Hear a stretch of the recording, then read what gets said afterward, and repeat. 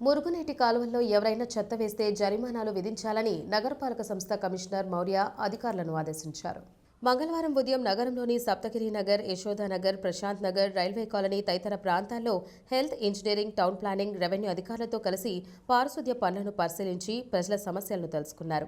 భూగర్భ డ్రైనేజీ కాలువలు ఓవర్ఫ్లో అవుతున్నాయని ఫిర్యాదు చేశారు. ఈ సందర్భంగా కమిషనర్ మాట్లాడుతూ మురుగునీటి కాలువల్లో చెత్తాచెదారం వేయడం వలన కాలువల్లో ఇరుక్కుపోవడంతో ఓవర్ఫ్లో అవుతున్నాయని సిబ్బంది తెలిపారని అన్నారు.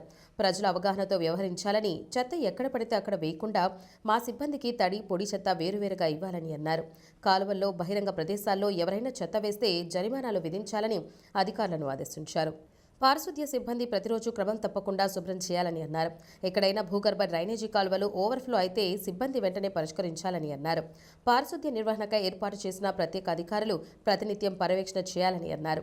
కమిషనర్ వెంట municipal health officer doctor you Anvesh Reddy, revenue అధికారి సేతుమాధవ్, శానిటరీ సూపర్వైజర్ చెంచయ్య తదితరులు ఉన్నారు.